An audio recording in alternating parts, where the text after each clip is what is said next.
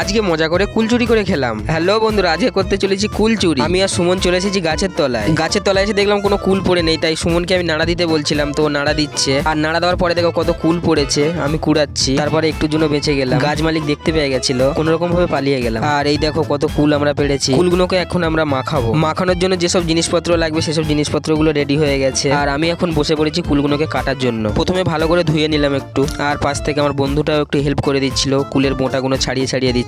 আর কারা এমন মজা করে কুল মাখিয়ে খাও অবশ্যই কমেন্টে জানিও। এই ঠান্ডার সময় রৌদ্রে বসে কুল মাখিয়ে খাওয়ার মজাটাই তো আলাদা। আমি দেরি আর না করে ফটাফট করে কুলগুলোকে কাটতে শুরু করে দিলাম, আর ও ফটাফট করে ওগুলোকে ছাড়িয়ে দিচ্ছিল। ফাইনালি কুলগুলো আমাদের কাটা হয়ে গেছে, আর আমি মাখানোও শুরু করে দিয়েছি। পরিমাণ মতো লবণ, গুঁড়ো লঙ্কা দিয়ে দিয়েছি, আর সঙ্গে একটু জিরের গুঁড়ো দিয়ে দিয়েছি। এটা দিলে নাকি টেস্ট বাড়বে। আর একজন পাশ থেকে ডিসিশন দিচ্ছিল লঙ্কার গুঁড়ো নাকি কম হয়ে গেছে। কিছু না ভেবে আমিও দিয়ে দিয়েছি, কালকে সকালে বুঝতে পারবে বাথরুমে গিয়ে। টেস্টটা কিন্তু সেই হয়েছিল। এত লঙ্কার গুঁড়ো দেওয়ার পর তবুও নাকি ঝাল হয়নি বলছে। ঠিক আছে, পরের বারে ভালো করে মাখিয়ে খাওয়াবো। আর কি করছো তোমরা, সাবস্ক্রাইব কেন করছো না? ভিডিওটা ভালো লাগলে একটা লাইক করে চ্যানেলটাকে সাবস্ক্রাইব করে নাও। কথা দিলাম সাবস্ক্রাইব করলে পরের বারে ভালো করে কুল মাখিয়ে খাওয়াবো। দেখা হচ্ছে পরের ভিডিওতে।